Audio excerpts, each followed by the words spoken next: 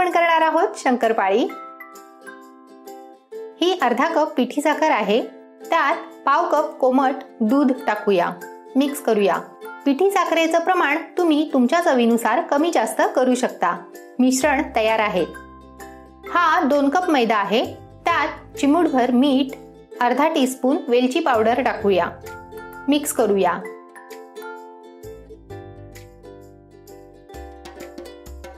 तडका pan मध्ये पाव cup melted तूप टाकूया। तूप गरम झाले आहे, गॅस बंद करूया। तुपाचं कडकडीत मोहन टाकूया, स्पूनने मिक्स करूया। हात घालू नका, नाहीतर चटका लागेल। तूप नीट मिक्स झालं आहे।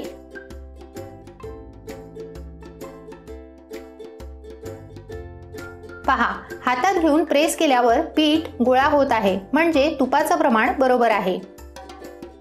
दूध आणि साखरेचं मिश्रण टाकून मळून घेऊया।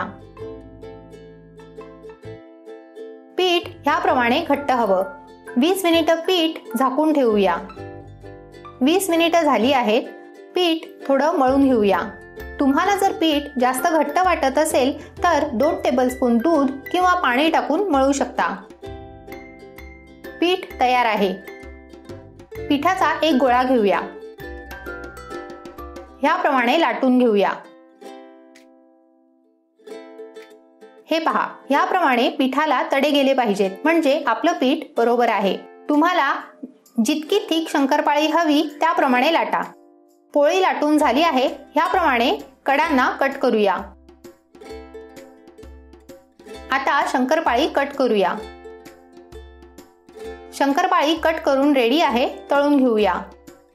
मीडियम फ्लेमवर तेल गरम करून घेतला आहे। शंकरपाळी तेलात सोडूया। शंकरपाळी लो टू मीडियम फ्लेमवरच तळायची आहे। दोन्ही बाजूने लाईट गोल्डन ब्राऊन कलर येईपर्यंत आलटून पालटून शंकरपाळी तळून घेऊया। तुम्हाला जर ही रेसिपी आवडली असेल तर व्हिडिओला लाईक, शेअर आणि चॅनलला सबस्क्राईब जरूर करा।